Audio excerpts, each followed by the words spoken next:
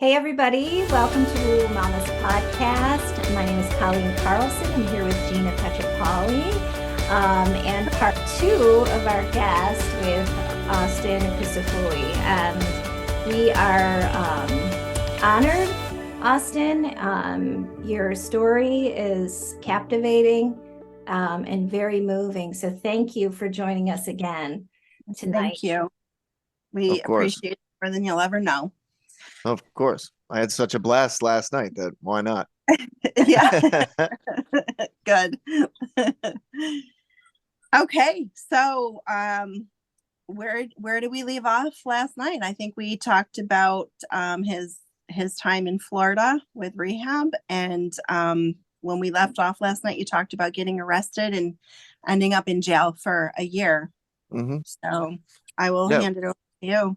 All right, we'll pick up right there. Excuse me. So the time between, so what we were talking about was how everything gets worse in rehab. You know, you hang out with guys who are worse than you ever were. So you learn from them, and they give you secret ways to get high that you never thought of, and all this wild stuff. And so you end up going out more adventurous, and you're more tickled by the idea of becoming a more efficient drug addict, I would say. You know, better ways to do it, faster ways, safer ways, new places to go. You make connections in rehabs. So my first question about that is, what was your mindset when you would go into these rehabs in Florida? I'm just going to call these ones like traditional rehabs. What was your mindset? Because I would think that you should be in a mindset of, I'm here to get better. But when you're there, you're just back to doing this. You're not staying away from it. So is it that you're lured into it because of the people, or that your mindset is just not there and you're not really caring about getting better? For me, it was, I was either sick coming out. I was either in withdrawal at a rehab, or I was being fed Suboxone the whole time. So I was either craving it physically, mentally, and emotionally, and I was jonesing, or I was on Suboxone, which is an opiate antagonist anyway. So I was just dozing off the whole time. I remember I was at that rehab in Syracuse called Tully Hill. I was falling asleep. I was so doped up on Suboxone that I was falling asleep during the meetings, during the daily meetings. So my mindset, it was always, this is insurmountable task. There's no way I can climb this mountain. I've fought this battle 1,000 times already. And I was never hell-bent on getting clean in a traditional rehab because I didn't think it was possible. I had the same attitude I have about it right now a decade ago. And way before that. It was that, excuse me, sorry. I only witnessed failure, or people who were locked into decades of repetitive nonsense so the gift that IBOGAINE gave me is I don't think about drugs. The same likelihood of me doing drugs is the same likelihood of your grandmother doing drugs. Like I'm just a normal person. Whereas a lot of guys who have been in AA for 20, 30, 40 years, God bless you. I'm glad that your life straightened out. But they get in this head thing where, oh, I'm Mickey, I'm an alcoholic, I've been going to the room for 45 years. And it's just, you never evolve spiritually. That's what I witnessed was people just coasting sober and focusing so much on it. It's not a part of my identity at all in any way whatsoever. I'm just a normal person. That's what it did. That's what sets me apart from people who might have 5, 6, 7 years clean. Like, it's like we talked about yesterday, that demon, it's still inside them. And I'm sure of it, that they're still afflicted spiritually with that energy. Can I ask one question while you're saying that? So you have no, you know how they sort of term this, the the cord that they still attach you with in the traditional sort of rehabilitation place, right? Where you still are the addict, okay? But so you don't connect with that. You have no like addictive tendency, behavior, desire, like poof, gone. I'm very human. If I eat a delicious chicken sandwich, I'm gonna want it 3 days in a row. You know, Yeah. it's not that. It's that it gave me a choice. It's a reset button. It reset me. So I have the same temptations and thoughts and dreams and hopes as anyone else. But the only difference is I've suffered the whiplash of it, so I know better now. It doesn't control you anymore. Is that the Absolutely difference? not. Yeah. Absolutely not. No, I don't. It's been Wow. years. I don't even think about it. It's not a part of my identity. It's not a part of my life. It's as a part of my life as a random person in Europe in the year 1100. It means nothing. You know, it's just irrelevant. It was a part of my past, just like being a 10-year-old on a skateboard was a part of my past. So this is really important for people listening. There Yes. is an answer, you know, Yeah. there is a way to reset. There is a way to start again. Yes. And so you've been reset since what, for 6 years now?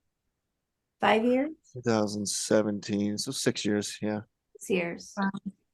Yeah. Yeah, anyone listening, like my hope is that this gives, if somebody's connecting with this, you know, that's struggling themselves or a loved one, I'm really hoping that this gives a lot of hope, because at the end of all of this, you know, we're interviewing 3 different people. People use different methods to, you know, to help themselves, some successful, some not. And I want to have a list at the end that we can have, whether it's on our website or whatever, of like addresses and names of places. And it's important that people can get this information and know where they can go, because I think everybody might heal differently. And some people who can't get better, like it sounds from reading your book, it sounds like your brother literally, like through this Hail Mary, he heard about this ibogaine on a podcast. Yeah.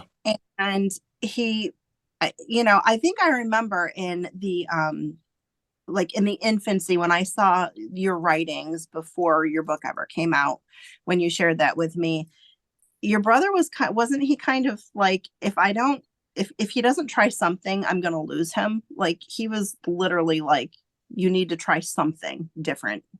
Am I correct? Yeah. Yeah. I think everyone was just, Dan knows me better than anyone else. He knows we have a very similar perspective on life. Very similar. Obviously, you know, we're blood brothers. And so he knew that I required something different.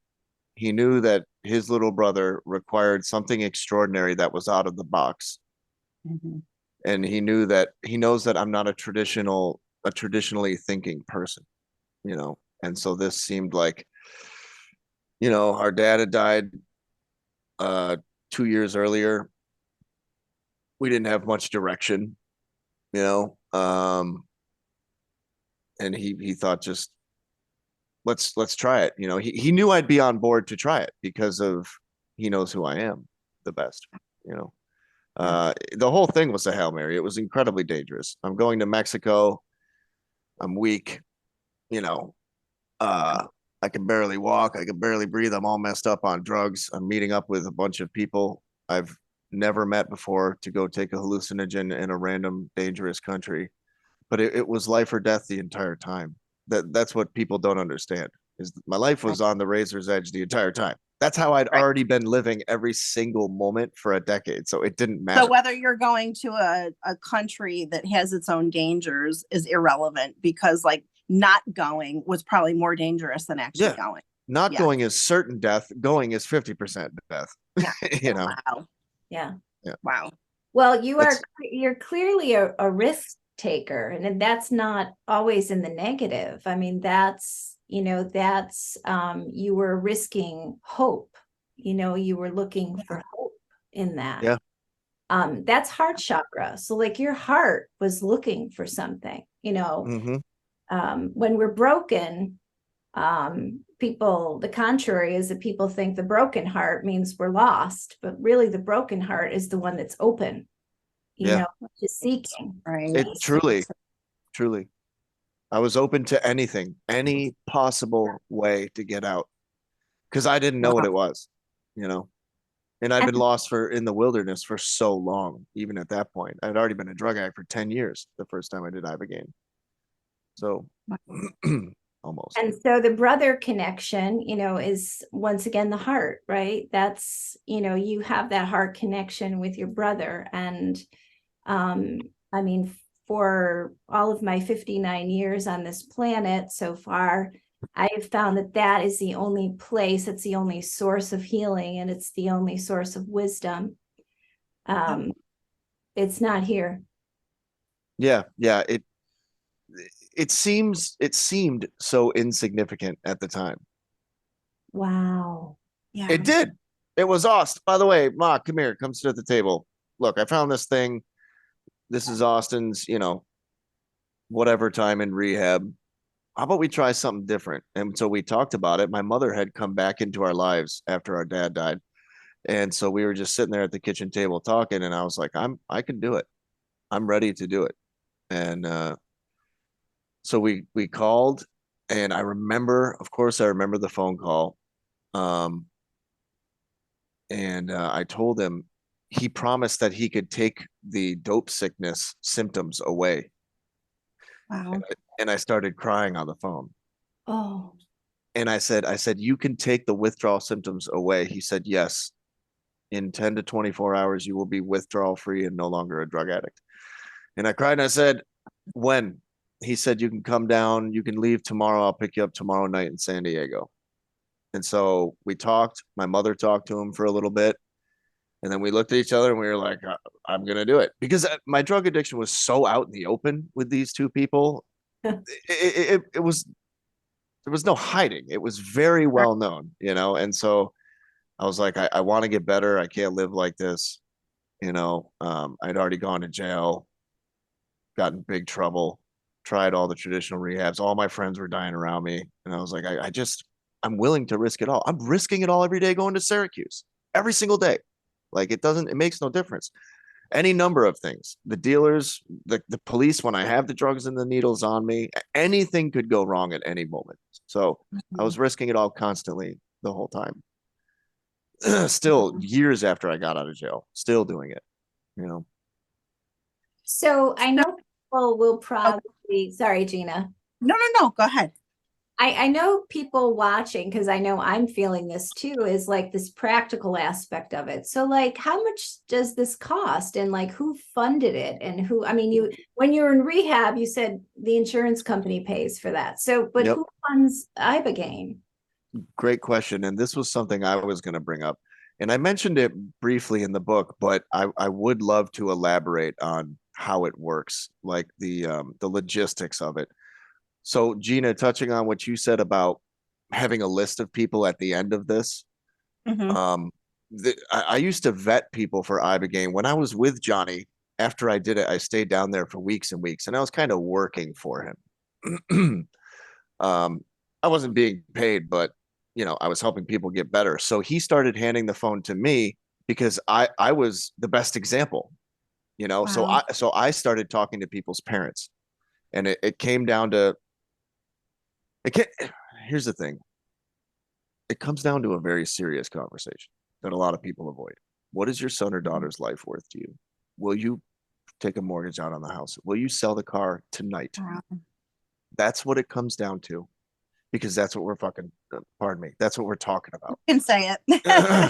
Well, I don't want to get, you know, too crazy intense, but that's what we're talking about. And so I would say to parents, is it worth it? Is it worth it? It's $12,500 cash, and you have to make it through me. How many times has your son or daughter been to rehab? Why do they keep failing?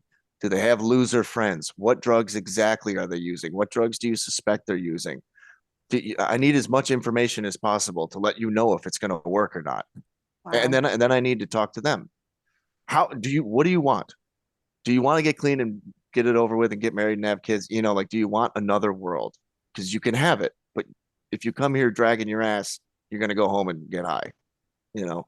So Yeah. the wantingness it's the most important, but it seems like that same energy is not in AA rooms. People want to get clean, but it's not, I'm willing to risk my entire life, my existence. I'm willing to risk my life to get clean. Because that's, you have to be at the end of the line. There's no other way it can work. And so It sounds like that this yeah. is like, yeah. And two girls I know, I talked to their parents. God bless one of the girls. One of her cousin just died of an overdose like the other day. God. So I won't use real names. I'll just say Brittany and Christina. So Brittany in 2016, I got her in contact with the IBOGAINE people. She went to Costa Rica, did it, got married, had kids, lives an entirely different life. Drug addiction is you don't even think about it. It's just, oh, I got to run to the bank today. I got to get bagels. You know what I mean? It's just, you're just a normal person. And the other girl, she went back to school. She became some kind of scientist. She literally wears a lab coat. You know, this was 5-6 years ago when she went and did it. And she went to Guatemala. And they both came back and said, it changed my life. And then the interesting thing is, we don't rant and rave about it because it's yesterday. You know, like we don't call each other, oh my God, isn't life so good? Life just keeps moving. You know what I mean? Life just keeps rolling. And that's the truth of it. It's not some glamorous thing where you're going to be a millionaire on a yacht. You know, life just keeps moving, but you're no longer a drug addict. So it's manageable to some degree, you know? Wow. And so Well, I think it's really important that life does keep moving. I'm sorry, my dogs are not behaving. It's important that life does keep moving because Colleen, you and I both know that we always have to teach people you can't live in the past. You have to keep moving forward with your life, and you have to look to tomorrow.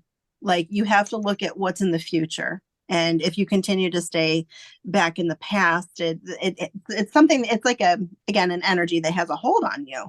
So you do have to let it go. And it's amazing that you are where you're at. It's really mind blowing. the one thing too that I really sort of an overarching idea that I didn't have until today, and part of it was because we spoke last night, and I didn't have it.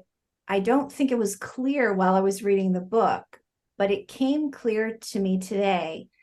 And that was while I was reading the book, even though there was this chaotic energy, right? And death and just doom and gloom, you know, nobody else could even believe that this could even be true. I mean, that's how it felt, right? Reading the story, reading your life, reading about this. I never once felt like you were lost.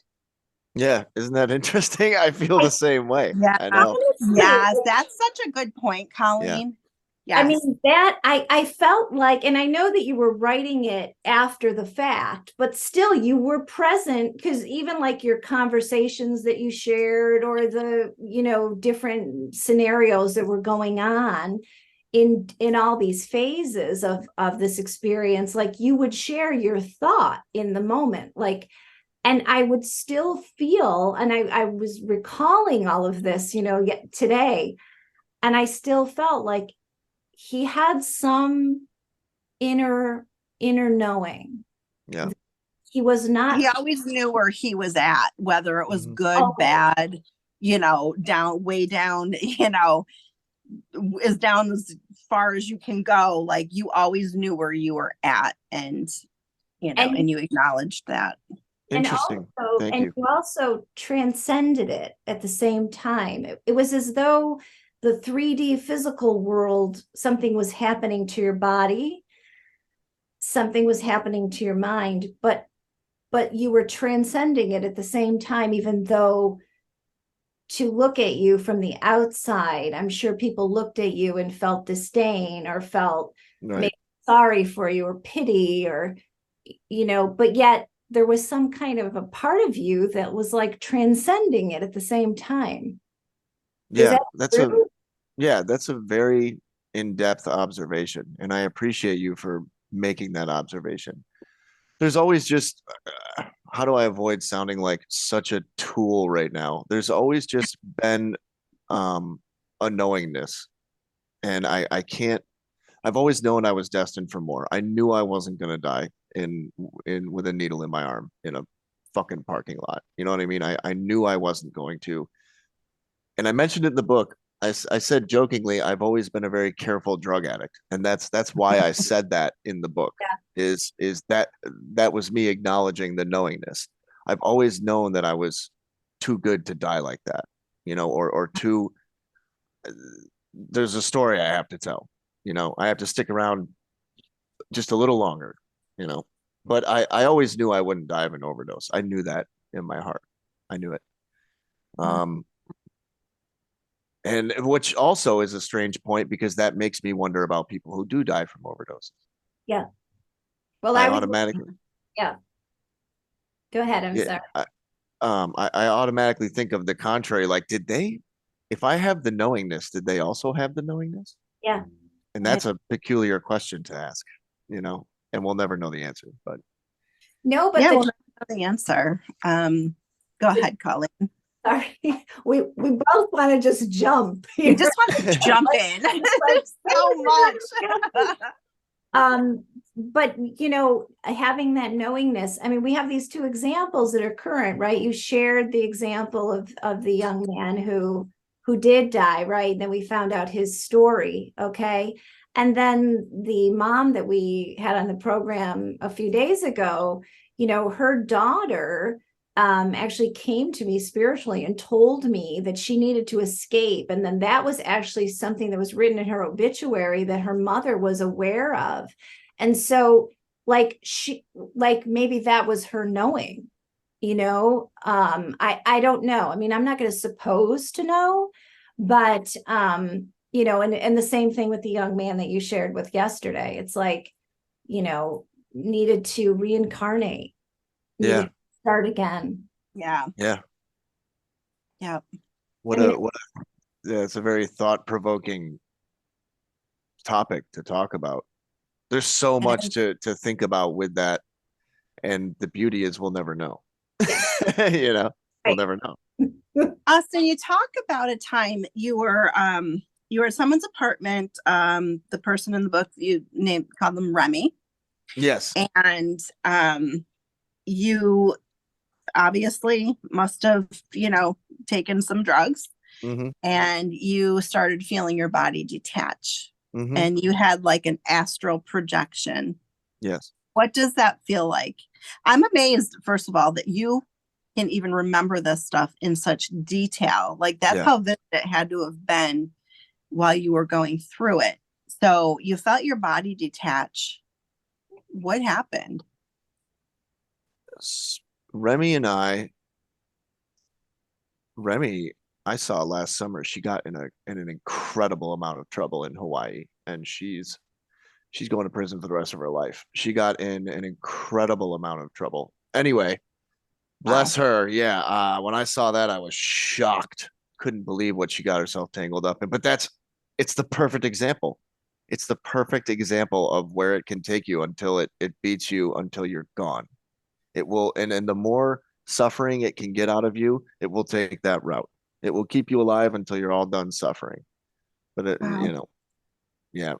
So we were doing Oxy 15 milligrams at that time. I don't know what she was doing for the drugs. We were growing a lot of marijuana. I don't know if she was tricking on the side for the drugs, but I didn't really care. It was all just about the drugs. So we were shooting the green and blue oxycodones, 15 and 30 milligram. And she was doing her hair. Yeah, I remember it. I remember what I was wearing, everything. I had this blanket on the couch on me that was too small. That's something I remember. My feet were sticking out on the bottom of it. So I was getting high watching a movie. She was in the bathroom doing her hair and makeup or whatever. We were probably going to go to Denver to get heroin, and then the pills were just to keep us from being sick. That was kind of the cycle. Was the heroin was hard hitting, and the pills were to get you on the train to Denver, like that, you know, that kind of thing. It's a tiresome lifestyle, I promise you. It's exhausting. Um, so I laid down on the couch, and whenever I was high on opiates and I had nothing to do, that was like a 40-minute orgasm for your body. Like you can just lay and absorb the feeling over and over, like you're on that cloud, you're high, it's heavy, it's euphoric, and sometimes they call that nodding out, right? And sometimes you drift too far. And I've heard people who have overdosed hear voices about drifting too far and like, hey, you don't need that life anymore. Come with me, come with us, just leave that life behind. And they make it so you don't have your sense of self anymore. You're way off somewhere in a demented, messed up dimension of hell. Like you're not yourself, obviously. And this demon spirit or whatever you'd like to address it as, it basically coaxes you into listening to it and dying or overdosing. But it's like it takes your soul just somewhere else and leaves your body just blue and decrepit and ugly and dead. So when I overdosed, I was laying on the couch and I felt scared. I remember I started to feel scared. And I thought I was getting up. I didn't know that I wasn't in my body, so to speak, until I was down the hallway. And I started to feel agony and fear. And I remember I looked back at my body because I felt pain. So I thought I stepped on a nail or hit my shin really hard on the coffee table or something like that. So I looked back to see why I was in so much pain. And I saw basically it wasn't like you'd see it with your own two eyes. It was an energy signature of myself, you know, because I was viewing it not with eyeballs. I was viewing it energetically or spiritually. Mhm. And I try and speak with big umbrella terms for this kind of stuff because I gotta, you know, keep the audience. I gotta keep it in this dimension, so to speak. Go anywhere you want. Yeah, we, Yeah, we know how to float to different yeah. ones. with you two, it's great because I can say things like that and I don't get Yeah, eye and rolls. we You understand. know, it's true. We It's get true. it. Because trust me, I've faced enough ridicule for 10 lifetimes about all the way I used to be about IBOGAINE, advertising it on Facebook. Please call me. You know, if you're sick, if your brother's sick, I can actually help them. And all I got was ridicule and silence and rejection, and it was You unbelievable. need So I to connect stopped. to the right people. Yeah, So exactly, yeah. exactly. It's not. Yeah. Anyway, so I remember exactly how I wrote about in the book, the swirling black particles, and I felt pain. And there was something tethering me to my body. I could feel a draw, like my chest was pulled back to my body. But it was a cord. It wasn't a physical cord. Like I could twist around and it would still just be attached to me. It wouldn't be wrapped around me. You know what I mean? Like it was Yeah. just attached to my energy. It Yeah. could flow through me and around me, and it was just part of me. Um, and then I woke up, and I think it took me hours to realize what had happened. Hours, because I thought I had just fallen asleep, and I said, no, I was entering hell. Like I can see where that road led, and it was to nothing but eternal agony. I'm sure of it. I saw it. I saw that road. And a lot of people, my buddy Greg, incredible guy. I wrote about him in the book. Well, that's his real name, but he would love this. He would be flattered if we mentioned him. He told me that he used to overdose all the time. There's a class of drug addict that likes overdosing. I wasn't that kind of person, but it's like an archetype of drug addiction where they play so far out in the deep end. That's just how they operate, you know. And then there are Kind people of like walking on a tightrope on a oh candy, yeah, like that sort of. Yeah. yeah. That's how they get their jollies.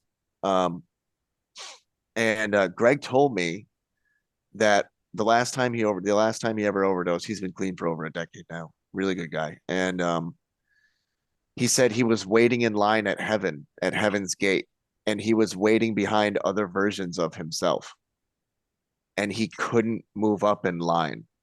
He was like the 80th best version of himself, so he couldn't breach into a higher plane of existence because he had to complete the other versions of himself. So that lends credence to reincarnation, and he had to become a better him through multiple lifetimes. Like, and that was just the way that the human would be able to explain it. It's probably not what he actually saw, but he didn't actually see anything. It's all taking place energetically. You feel things differently. You're simply just a point of perception. You have no eyeballs or mouth. You have a knowingness, you know? Yeah. So that's another reason I know that drug addiction is a spiritual affliction. It's a spiritual sickness. It there's no, I would, you know, I'll go all the way to the death. I can promise you or anyone on my life that you don't have the physical addiction sucks, but it's a byproduct of what's happening in your spirit. Mm-hmm. It's you're in great disharmony. There's nowhere else to put it. Like, you're sick, whether it's your diet or your childhood. It's always your childhood, but you know, you're not well, and it's playing out in the physical realm as an addiction. It's as simple as that. So we have to take it back to square one to understand. In order to defeat the enemy, you have to understand it. So when you understand that it's taking place all here, if you blame anybody else, oh, well, I got surgery on my back, and the next thing you know, I'm a fucking drug addict. No.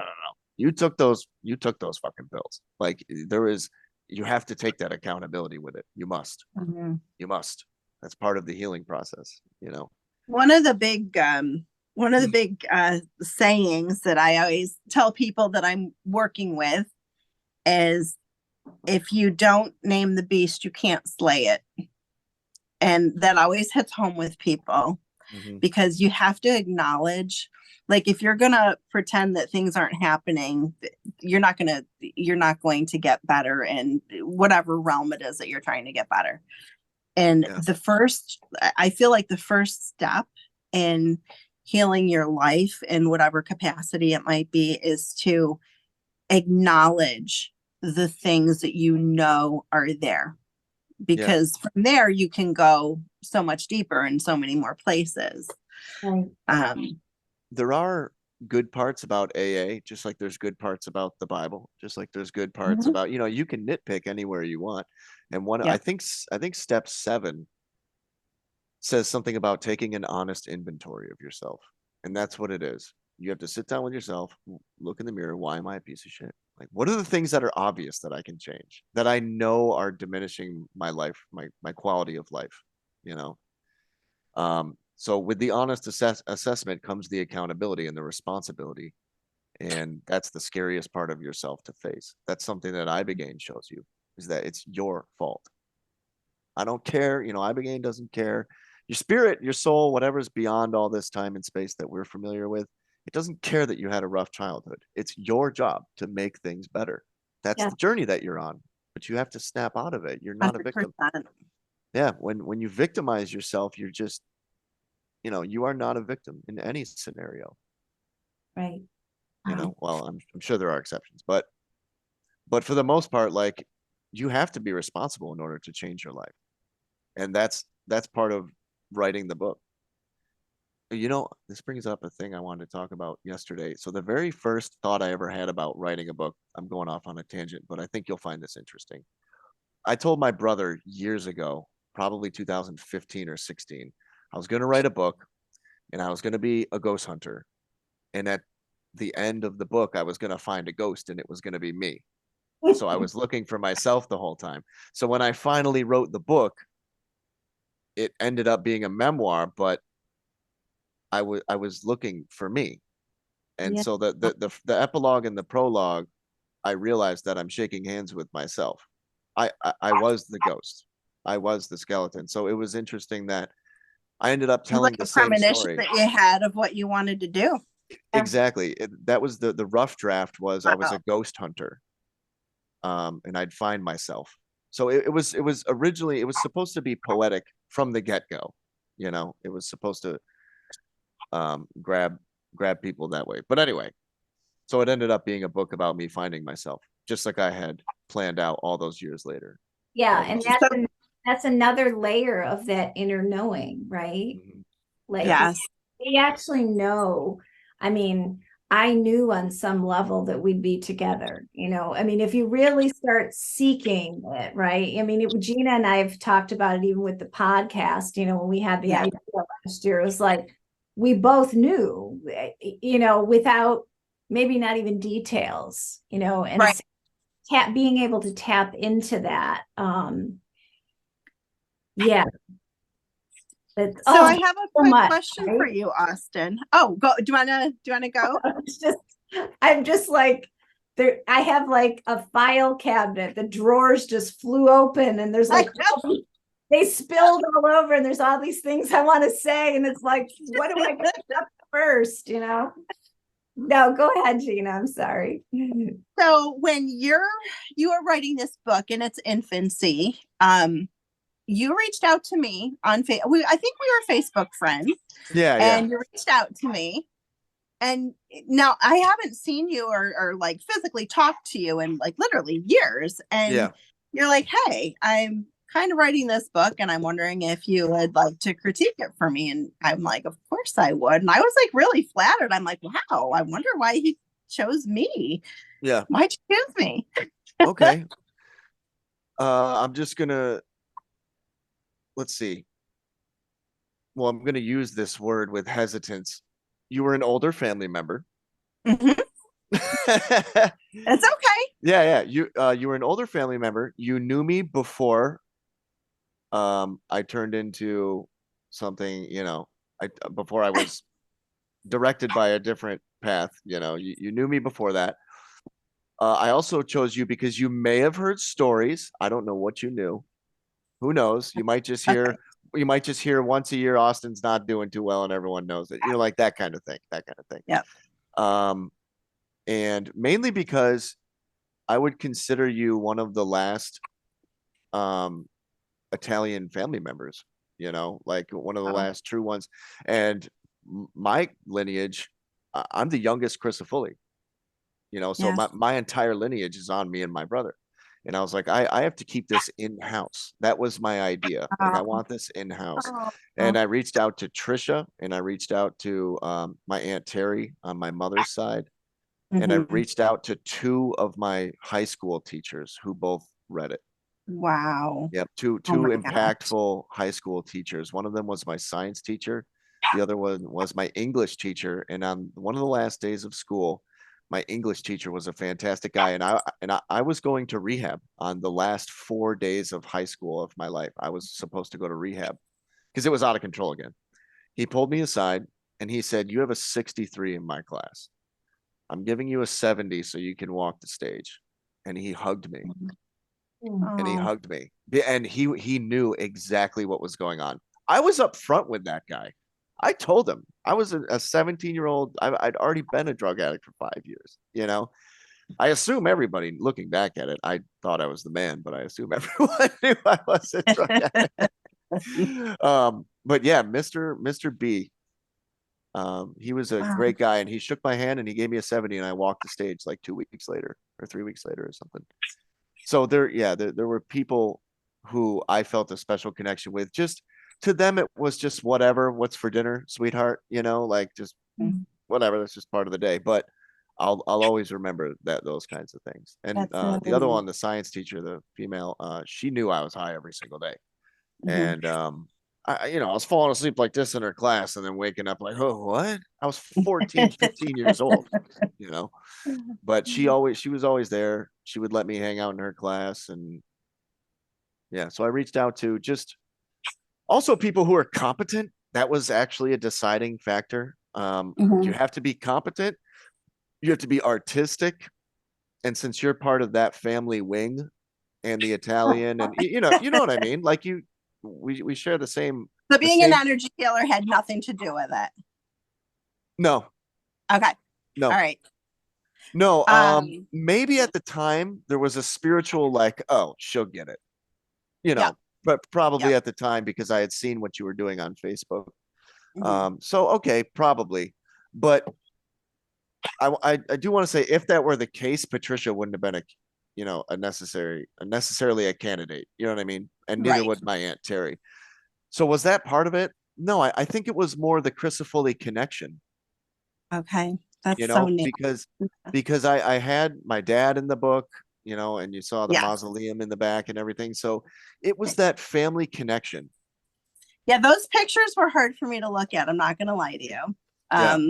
Because was looking at them today, and I actually had to close them for a little bit. Oh man.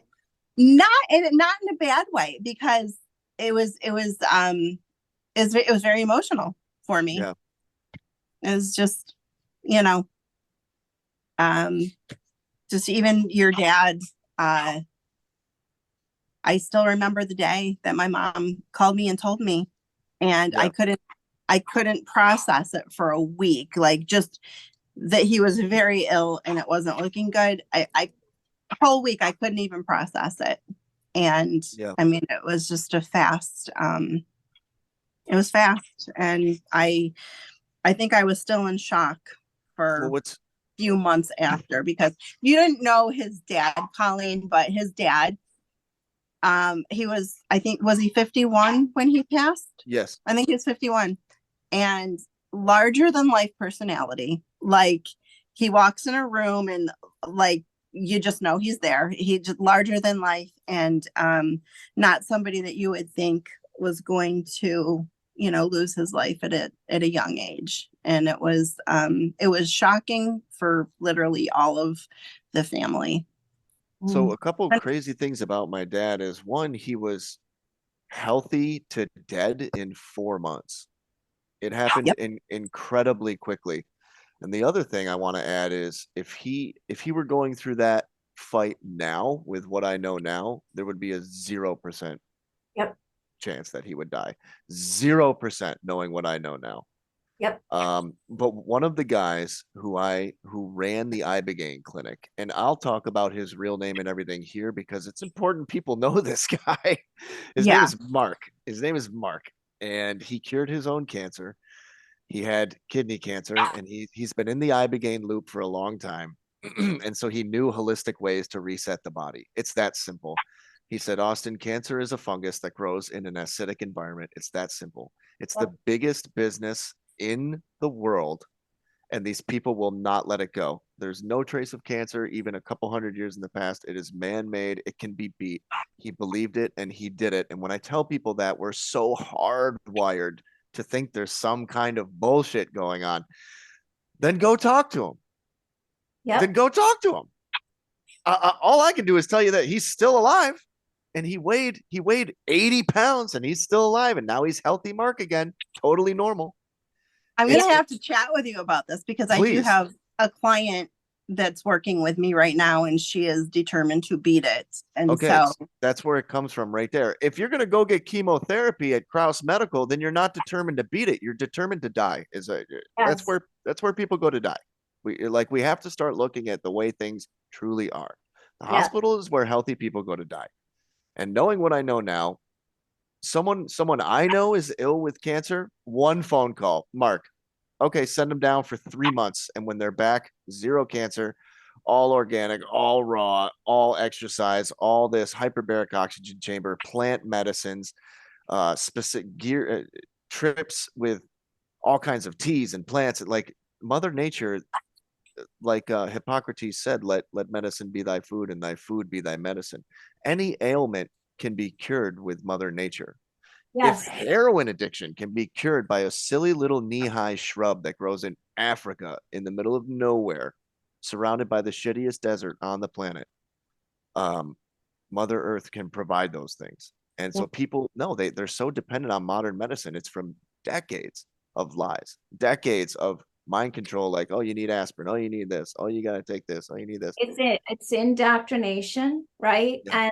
And it's so difficult for us to make a leap that if we can get our terrain, our inner being, mind, body, and spirit, if we can get the toxicity out of that, whatever that is, right? Remove that, and pour into our lives, mind, body, and spirit, pour into our lives that which is pure, holy, of nature, of God, we are fine. And we can do it with words. We can do it with words. You said something really profound yesterday about, words are spells, right? Spelling. Do with words. But we must transition from the fear, okay, of this indoctrination that we've all experienced on some level, you know. Mark has it, I mean, he has the wisdom, he has a plan, right? Yes. Those are the people we need. Yeah, we need Mark, and Mark is also the only ibogaine practitioner to have 0 deaths. He has an incredible shaman named Greg. He actually doesn't call himself a shaman.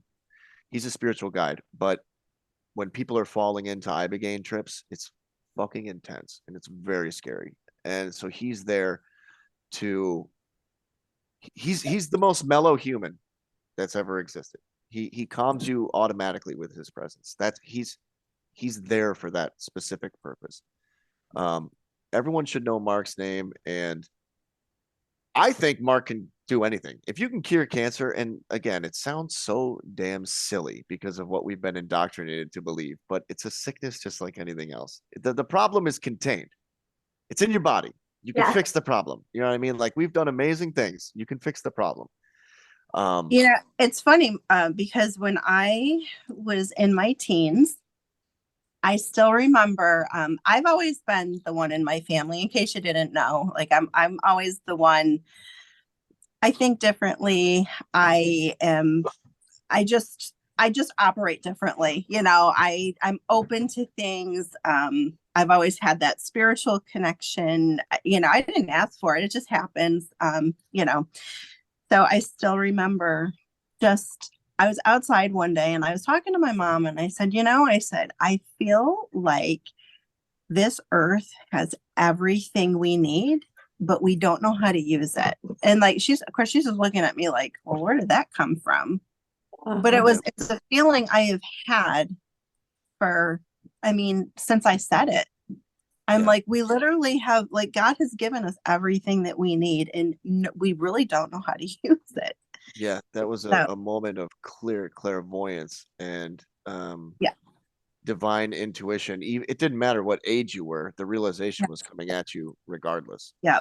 That you're not supposed to fight this place. You're supposed to be in harmony with it. Yeah. And that's I love that. Yeah. It's true. And all we see around us is inauthentic, synthetic, forced technology making things way more inconvenient than they've ever been.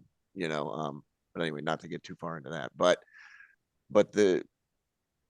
as far as the cancer thing, we'll leave that there. But Mark has cured alcoholism overnight. He's cured meth addiction overnight. The most extreme case I've ever seen, this guy was a mammoth of a human. He was like 6'7", 6'8". He showed up, mid-50s. He showed up. He took his shirt off and he was covered from waist to neck in fentanyl patches. He had the most severe fentanyl addiction while still being alive that I've ever seen. To be covered in those is automatic overdose death sentence. If you put one of those on any one of the three, one of them could kill all three of us. Guaranteed. It's incredibly powerful. And he was covered. He had 40 or 50 on him. One's from 6 months ago, one's from a week and a half ago that he can't get off. Like, this guy was in real bad shape. And he had serious bone cancer. And so the first step to actually getting better, and he knew this, I think he had done ibogaine before, but the bone cancer. So he knew that ibogaine was the answer. Even in that state of mind, he knew that ibogaine was still the answer to get the addiction off his back. And then he can deal with the awful bone cancer. But he knew he had two problems. And so he had to take it one step at a time. And he left, and I don't know what happened to him. But I saw all the patches get ripped off and he was fine. That's the point of the story. The cancer thing, I know Mark cured his own cancer. But as far as the drug addiction, I've seen it tens and tens and tens of times. People, young girls, 20 years old, cocaine, alcohol, severe Xanax addiction, which is very deadly, which you guys know. Benzodiazepines and alcohol are the two drugs that you can die in a withdrawal. Yeah. And so Xanax addiction and Xanax withdrawal, it truly can kill you. And that's why it's terrifying for most addicts, because they mix the two. And opiates and benzodiazepine go together. They hold hands in hell, basically. Like, they provide you with the very best euphoria that you could ever experience. Excuse me.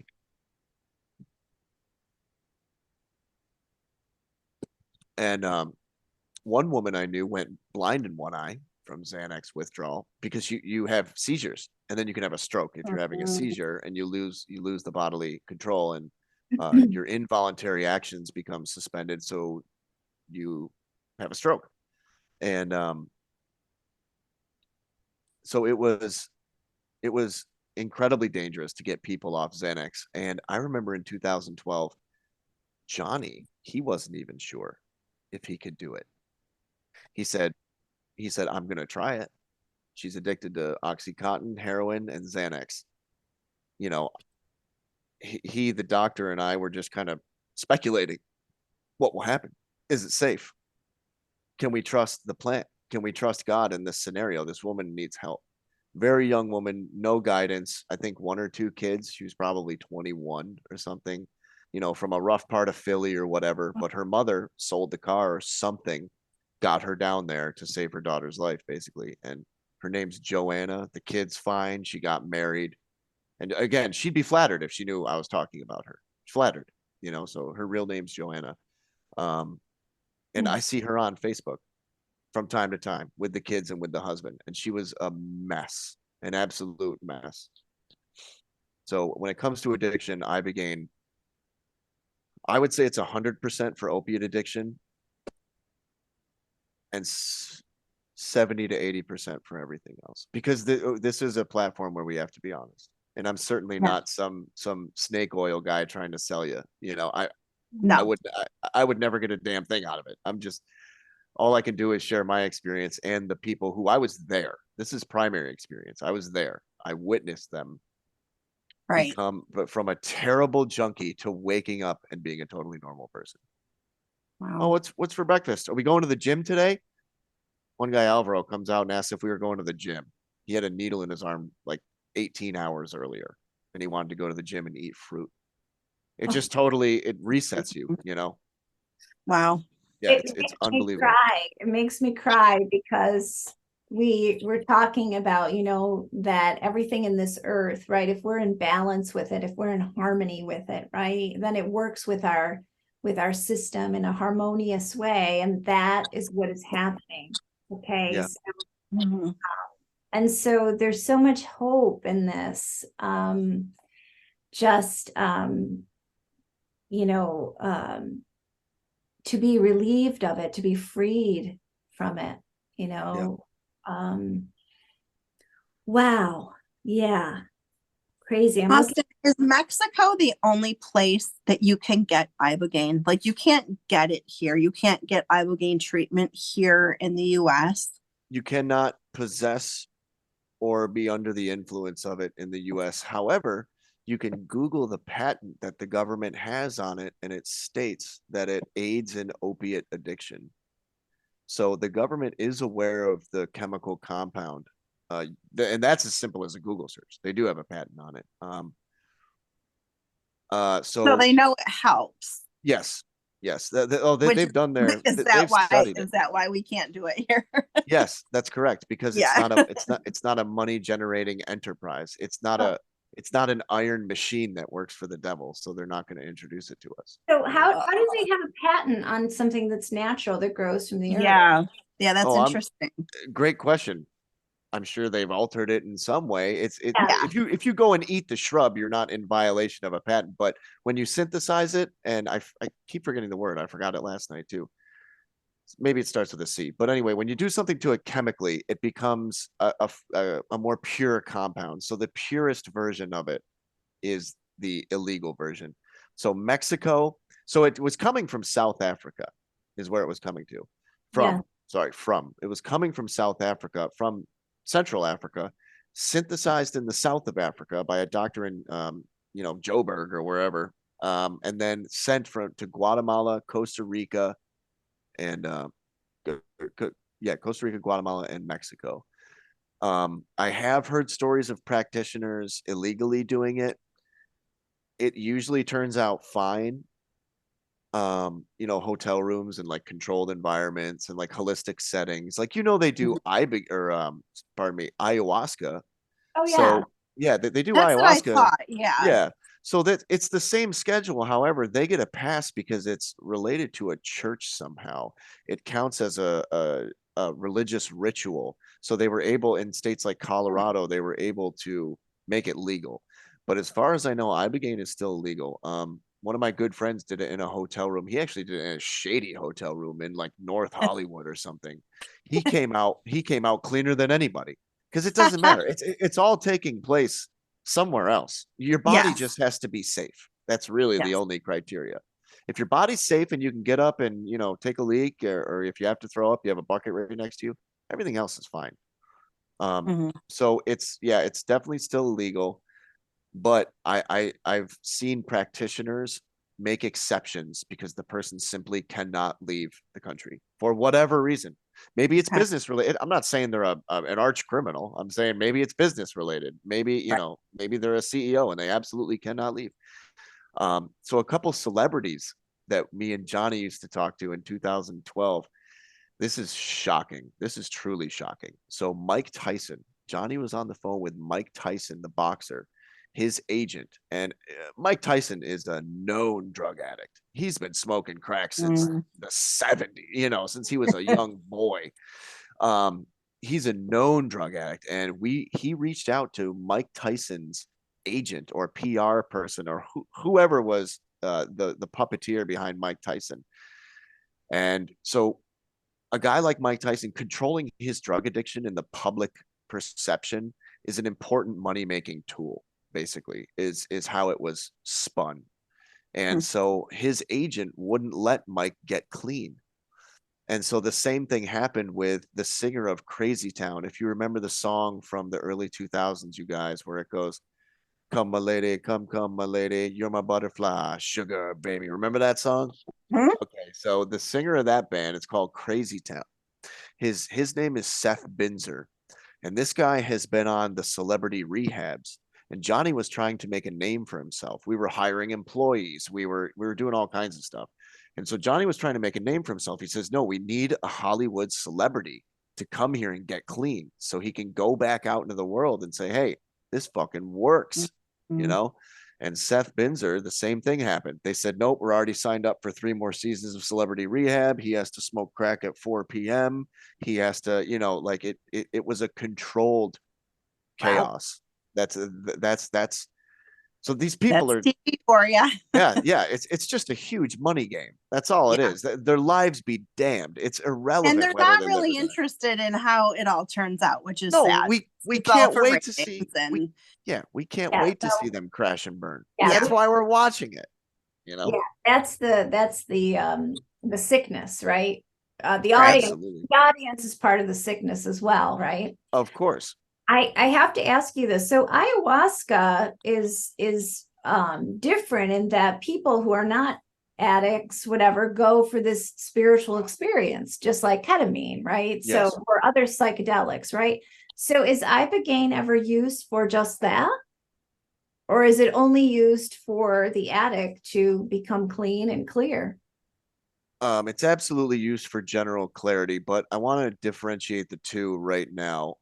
So in that world, it's known as Father Ibo and Mother Aya. Mother Ayahuasca is gentle and nurturing. Father Ibo will come from another dimension and punch you in the mouth harder than you've ever been, punched, and he'll yell at you and tell you exactly. He's very direct. He'll tell you exactly where you're going wrong and how you can fix it. So he offers the fatherly advice as well. Mhm. I told you, I think, about the woman in her 60s who came down and did it because she was curious because her son was an addict.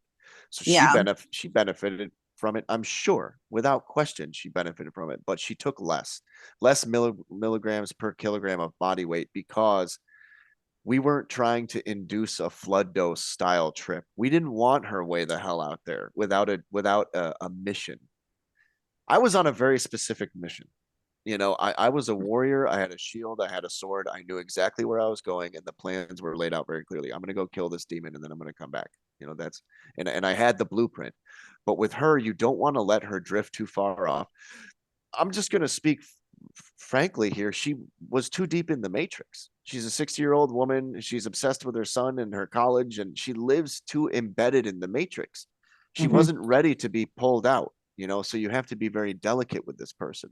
Yeah. And there's nothing wrong with that. That's just the way it is. You have to just address it for exactly what it is. I'm not going to give this woman, she's a larger woman. She's in her 60s. She's here. She's in a strange country. She's surrounded by, we're all drug addicts. There's three of us. We're all tripping in the same room. This poor woman's nervous, but I comforted her. I've said, no, I've done this twice before. Mike, this other guy I was with, he'd done it twice before. The third time was the charm for him as well. And so we just comforted her and say, no, we're going to go on this. We don't go together. It's a very individual experience. It speaks to you in a way that only makes sense to you. The first time I tripped, the evil demon, I told you it was a wispy, beautiful woman in a black dress. That was the third time I tripped. The very first time, I was skateboarding a lot at the time. And there's a brand in skateboarding. They make skateboard wheels called Spitfire. And I don't know, you may have seen the logo before, but it's like a little flaming head.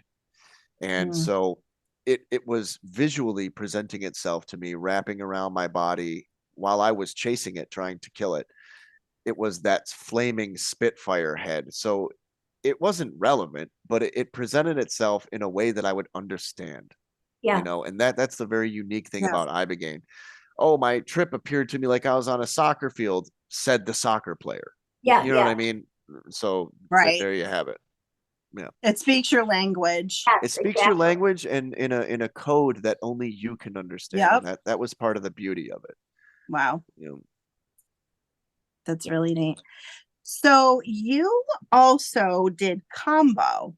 So okay, so I'm trying to get all of this straight. When did you do the combo? Was that your third time back to Mexico when you did the ibogaine?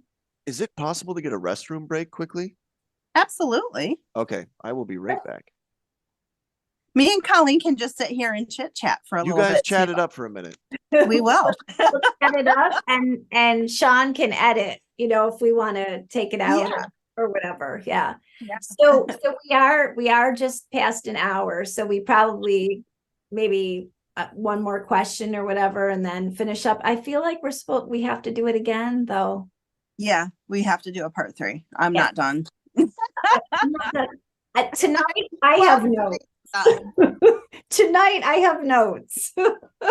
I have like literally pages here of notes. Okay. These are just pages my brain was going like all day long. I mean, obviously we were texting all day long too, but I just, I have all these bullet points, and we didn't get to hardly anything. So I didn't even get to like half of it. I'm still, I got to find out about the combo. Like we got to talk about the combo because that's a whole different trip. There's a lot to talk about. And for anyone listening, I'm gonna give his book a plug again because it's a book you can't put down. So if you like what we're talking about right now and you're interested, you can't put it down. It's Colleen kind of said it, like you read it and you're almost like, okay, was he making this up? But we know that he wasn't. I can attest to that. He was not making any of this up.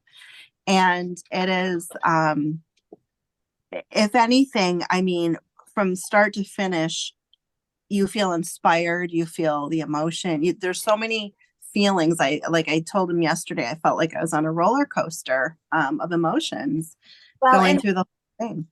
And the thing about the book that I think is really important, and for people who are watching this, I really encourage you to get the book, because we're meeting Austin in this beautiful, clear place, right? And so we're getting this sage-like wisdom, and we're getting, you know, this sort of the shamanic, you know, experience that he's had, and we haven't even touched on some of the major things as well, that I have all these notes tonight. But I encourage people to get the book, because the book talks about the experience, and you feel as though you're in it and you're going through it with him. And that's Very why I much think so. it scared me so much. Addiction is big in my family. And it's, you know, it's one of those dark places that it's like, kind of like, wow, you know, I've come here obviously to break some generational curses. However, you know, the pain, the past, that story in my life is very heavy and real, and family members still suffering with all kinds of addictions. And so I think for me it was difficult, but I think just reading it and understanding what you were going through, as though you're actually in it. The way you wrote it is an experience I think people should have, whether they are familiar with addiction or not. At this point on the earth plane, I don't think anybody can escape it, knowing somebody, at least 6 degrees of separation or not. Oh yeah. Um, but then to come to this place of listening to the podcast, and coming to this place of, gosh, what would be the word, you know, wholeness and wellness, and direction and purpose, you know. Yeah. Wow, right? Yeah. Yeah, thank you for saying all that. I love hearing of course the book, it was meant to be esoteric. I knew it would only end up in a few people's hands, but the ones who it ended up in, they're supposed to get it. That's how it was pitched to me by Trisha, Gina. Okay. She said this is not a commercial release. Like, this is not book tour. This is a very specific book that is meant for very specific people, Mhm. which was a beautiful compliment, you know. And I was like, I agree with you. You know, I think you're right. Um, Yeah. so right before I left, we were talking about Combo. So I want to ask, when did you first hear about Combo, and what do you know about it? The only thing I know about Combo, and you're gonna laugh at me, I read about it in your book, but then I I don't know how it landed on my page. Maybe it was meant to, so I would know more about it. But there's this lady that has a TikTok page that goes and does it all the time, and she like, Yeah. so I, because I read it in your book, I'm like, I was looking at some of her TikTok videos just to see what she did, and I know it's the poison from a frog. Is it? Yeah. Yep. It's And it induces, it's like a deep cleansing because you're vomiting like profusely, correct? exactly. Yeah. Mhm. Um, so the combo, first of all, I guess we'll talk about the timeline. So after IBOGAINE, I was sent to Las Vegas. Well, I say I was sent. I went to Las Vegas, and that was like an after IBOGAINE home, and Okay. that's even how it was marketed, because we're not taking the illegal substance in America, so it was legal. Again, Okay. just that weird gray area, you know, Mhm. bureaucratic mumbo jumbo. It wasn't illegal, so we could do it. And so I went there, and I had never heard of Combo in my life. So this poison dart frog, it's literally the beautiful, you know, the colorful, beautiful poison dart frog. Yep. When it feels fear, it releases a toxin off its back, and you scrape it off this fearful frog, basically, and then you let it, you goop it up. It's a goop, really. And so first she burns your leg with very specific incense. It looks like an incense stick, but it's some kind of, you know, a much more cultural thing, not what you'd get at the grocery store, you know. Mhm. Um, and then she does a little bit of a shamanic preface, and she says, I have to make holes in your flesh so the energy from the sacred dart frog can enter your bloodstream and cleanse you. Um, so the timeline was right. I did ibogaine probably 3 weeks, 2 weeks, and then I did combo, and I had never heard of it. So I did ibogaine, DMT, then combo, and that was all in 2007, 2017. Ibogaine, 3 days later, DMT, which is the toad venom. Okay, so DMT is Yeah, another they're type two of different venom. things. They're two Okay. different things. So the DM, okay, we'll talk about the DMT another time. But so the combo was the third holistic plant medicine that I tried in that succession, in that stretch. I wouldn't want to do it again. Some people became weirdly attached to it. Like they wanted to go nuts with it. It made you incredibly sick. Incredibly sick. The bathroom was real close by, we'll just say that. And it doesn't take long. It literally poisons you, obviously. It poisons your blood almost instantly. I was hesitant to try it. I heard horror stories. I had arrived in Vegas, then maybe 3 days on the second night, it was my time to do it because they try and get everybody quick so they can throw you back into the mix of all the other, so you can start healing faster, basically. Because they, you did ibogaine, you're already in the club, but you did DMT too. Now you're really in the club. So now you gotta sit down and do the shittiest one, which is combo, and that's when you're initiated into one of the people who's going to get better, because it's like they figured it out. You can't lose with this combination. Like it's very rare that someone will go back to drugs after that. Very incredibly rare. With those three, you gain a self-awareness that I don't think could be achieved through any one experience or through anything else. So it was definitely it was designed. It was designed to help people, probably by trial and error, probably by Mark. Like we're just coming back to Mark. So is the combo, is it more of just a purging of everything and less of a trip? Like you're really not on a trip, you're just puking your guts out, basically. Yeah, you're not tripping, and if you are, it's not for any length of time. The entire experience might be a half an hour. You're just incredibly uncomfortable. Like I wrote about it in the book. The ringing of the ears was so intense. I thought I was. Oh yeah, the ringing of the ears. I thought I was deaf. I thought I was freaking out. It was just in your brain, in your eyes. It was. I don't know how else to explain it. It might sound. Does that happen to everybody, or was that? It's okay. So I didn't know if that was just specific to you, your own experience, or if that happens to everybody. That's why you puke.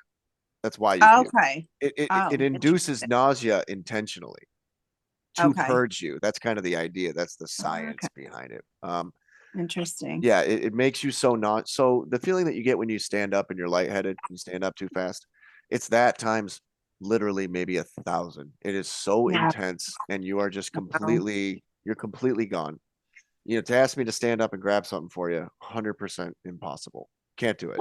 Can't stand, can barely roll over, just puking and but once you're through it and you become more lucid and you can pick your head up and say, oh my God, like what just happened to me? Then the woman who administered it, she came over. So yes, I would recommend this to people. Yes. I think everyone should do it. I think everyone should do ibogaine. I think everyone should do DMT, not street level DMT. Don't go buy it from some guy with a tie-dye shirt. That I do not recommend. I don't know what the hell that is. But in monsoon season in Arizona, you can catch the toad is called the Bufo alliveris. You can look it up. And you can catch them in monsoon season in Mexico and Arizona. And you can harness the DMT, the goo off its back that it secretes when it's in fear. You can harness it and have that holy experience yourself. And that is how it was marketed to me as well, the DMT. Wow. The combo was the least impactful. That was more of a physical cleanse. The DMT was a profoundly spiritual experience. And it was even pitched to me as you will talk to God. I don't know what that means for you. You don't know what the hell I'm even talking about. But I can assure you that you will speak with an entity that is much higher than you, and your respect comes automatically. You will respect this entity automatically as above you. It's not a choice. It's supremely powerful. Was it God? The more I think about it, the older I get. It's been 6 years. The more I think about it, I don't think so. I don't think it was the intelligent creator of all. I think it was some kind of messenger that was very tight with God, or very tight with the most holy of whatever the most pure beauty, whatever label anyone wants to put on it, the pure love, we'll say. That entity was tied in directly with the pure love, and it communicates through love. And I've also seen people have awful trips on DMT. I told this story recently. The shaman had this experience. It took place upstairs. He was in the room. I was downstairs, and young woman again. I mean, you guys know that the modern world it's a death trap for young women. It's just so incredibly dangerous with all the things going on. And she was covered in all kinds of sex demons, and she was experimenting with pornography and online sex things. And she was so covered in demented drug and sex demons that the shaman even, again, we have to stay in reality. There is no fix all. He said, I don't know what we can do for this person. She is spiritually corrupted. Like, she's a young, beautiful girl. There's nothing we can do. We cannot get her better. DMT, a direct line to God. She's swearing, she's screaming, she's vomiting. This is supposed to be a godly 7-minute experience. You are supposed to come out tears of joy, euphoria. She was screaming, fighting, throwing up. Was it more like an exorcism? It was precisely an exorcism. And that's another reason I know that addiction is a spiritual problem. Yes. The symptoms mirror it. They mirror it directly. Vomiting, screaming, can't sit still, hot then cold, blaming everybody, mad at everybody, shitty attitude. It's the same exact thing. It's the same thing. And so what you were witnessing with the DMT was a spiritual exorcism. But we you don't use that word because it's associated with all this crazy bullshit. But yeah. So did it work for her? I doubt it. I don't know. That's the problem. I don't know what happened to a lot of these people I talk about, but I was there for that. It's a primary experience, so I can tell you about it, but I also can't pretend like, oh my God, she's all better now. I have no idea. I don't know. But she had a very rough experience with DMT. Combo, everyone has a rough experience with, but the best part about combo is when you finally feel better, because it sets your bar so low that when you finally feel okay, you're just like, oh, yeah. So that was a beautiful thing about combo. So a 30-minute piece of hell physically. Wow. And then you feel good for days and days and days and days. You only want to eat the healthiest of food. You look at a bag of chips and go, oh God, no. It just does something to you. Where you start looking at a raspberry plant a little differently. You're like, wait a minute, I can just grab this off the earth, off this plant, and just eat this, and it's healthy. It just changes you. All these plant medicines just change you. Amazing. It sounds like we all need this on some level, right? Yeah. I would recommend ibogaine for everyone. Like I said last night, and I've said that since the first day I did it. I said, if everyone did ibogaine in one night, every single human, you'd wake up to a vastly different world. Truly. Wow. And Cambo, would I recommend it for my mother? No. Would I recommend DMT for my mother? No, she's not ready to be freed from the Matrix. She has no desire. She's comfortable. Just like the movie The Matrix says, some people aren't ready to get unplugged. They're not ready for these conversations. Isn't that funny? That is so true. It's true. With some people, it's refreshing. Me, Colleen, and the people that we work with, we're all like, oh my God, it's so refreshing to be able to sit down and just talk our language and not have, like, we all understand each other, and you can't do that with everybody. And some people just aren't ready for it. So for you two, I would recommend all three for you two, because I know you're spiritually competent enough to understand it, and to, more importantly, to apply it. You could apply it and better the world. Yes. Both of you could, because you would have this experience, and within a week you'd say, here's the new book idea, here's the new method of treatment idea, here's the new podcast idea. It would change everything. Wow. The DMT, yeah, I would recommend that for you too as well. Because why One of the not? three of us booking a flight. Why not? Yeah. Well, the DMT Oh. you can do in America. And the DMT, you can go catch the toad yourself. That way that way you bring a net out into the woods Like going fishing. and you catch it with a net. And that way that that one was meant for you. You This can talk to it. You can this say is you're gonna help me, Wow. you're gonna help me see God, and you're my friend, and I'm not here to hurt you. So so whatever, whatever. So let's be partners. So it's a holy experience when you're catching your own toad. this You know? is really interesting. This has nothing to do with really anything, but it means something to me. Is that when I was a little girl, I grew up in utter chaos, and so my escape was at the creek, down the street. And I used to lay in the rocks, and part of my body would be like, the creek would be low, part of my body would be in the creek, and the rest of me would be out on the rocks. And these little toads would come, and I would just let them hop all over me, and I'd have dozens of toads, and then I'd collect them in a bucket. And my mother thought I was absolutely nuts, and I'm like, you don't understand, God is in the bucket. I would say, God is in the bucket. These toads, and so now you're telling me about it. Well, That's funny. No, because I had a thing with frogs growing up. I did. I was so attracted to frogs. Like, my parents would go to the cemetery. I would be off into the thing, like, look, and whenever I found one, a frog, to me, frog and toad, it hopped a hit. I would cherish it. I would like cry if I couldn't take it home. There was always something about frogs. well, you know So, what? I came up with a saying right after I did DMT. I told my brother this. I said, if the toad ever calls you, you pick up the phone. So that's what I'm saying to you two now is this your call? Is this someone saying, try it, make a thing out of it? I know a couple people who were going down there and doing that, and they had an incredible experience, and you two could do it, or I could put you in touch with Mark, who's the master of all this. And he's still a great friend, and always, he's a savior himself. But the toad is very accessible. That's what I'm saying. wow. Yeah, Cambo's probably equally as accessible. I'm not in that spiritual circle, like that kind of, what would you even call it? It's like an extreme yoga circle almost. It's like Mhm, very, very Eastern, like that kind of thing. Very Yeah. yeah. Um, Well, interesting that you're saying that, because I was going to ask you, and just so you know, if you're okay with it, I think we have to have a part 3. Is that okay with you? Yeah. Is that yeah, going of course. to? Of Okay. course.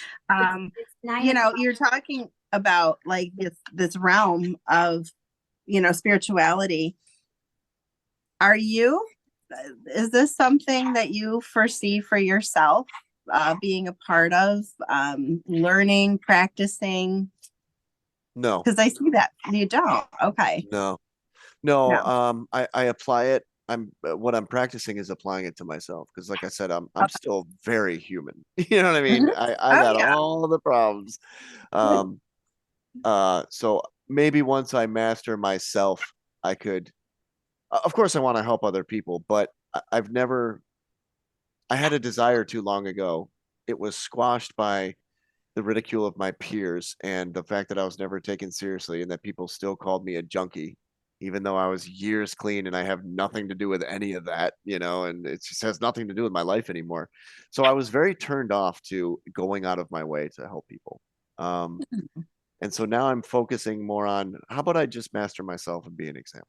Yeah. We'll do that first. Beautiful. We'll try that first.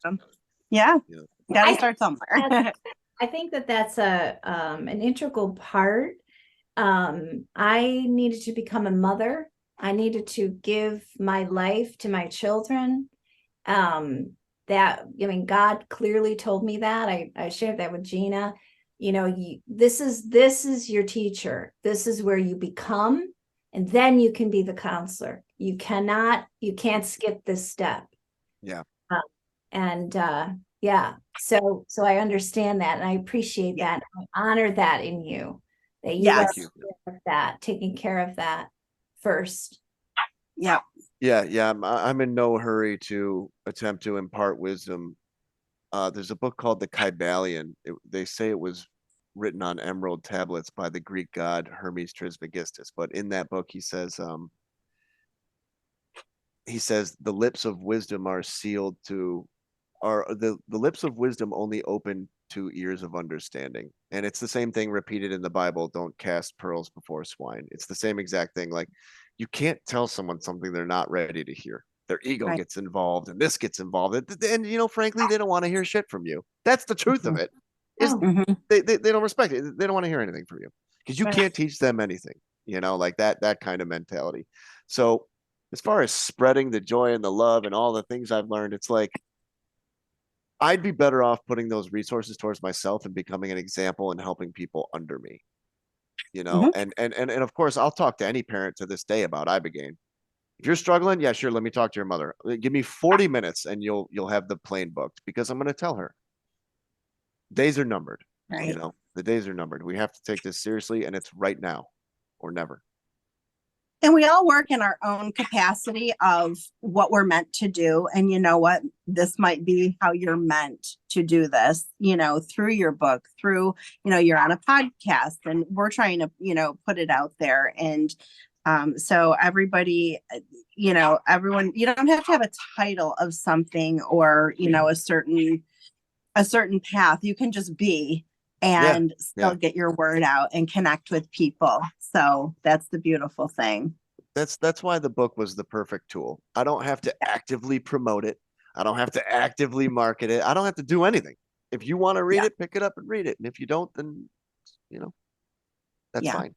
So so maybe my book is, so far, maybe the book was the contribution of, pay attention. There's a way out. I'm going to tell you this shocking story to shake you up, but you need to listen to what I'm saying at the end, which is, there's a way out, because I made it out. So I can tell you how I did it, but only if you give a shit. Because if you're going to harass me, then I don't care. You know, again. Yeah. And you know, the interesting thing is, Austin, I think you might know this. I don't know if you know this, but I'll share it with you.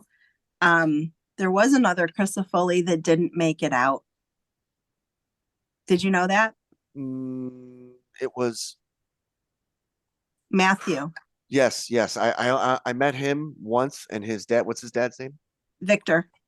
I met Victor maybe once or twice, and you would have been there. Anytime I met Victor, you would have been there. Okay. So yes. I remember when I was 15, 16. Sorry, I know we're wrapping up, but I remember when I was 15 or 16, Victor told my dad, and they were talking about their sons. And Victor's son Matthew didn't make it. I remember that. 21 years old, heroin overdose. So two of my cousins on the Crisafulli side, one made it out and has all this wisdom, and the other one did not. So it doesn't discriminate. It doesn't give a shit if you're black, brown, skinny, fat, white, tall, green, blue. It doesn't matter. It's coming for you. So having the tools or the know-how, because everyone knows somebody. So having the know-how, having this wisdom, just knowing the word ibogaine, it can change everything, you know. So on that note. That beautiful note. Yes. You I think we're gonna have you again. I feel like this could just continue. Yeah, we could just keep going. That's fine. Yeah.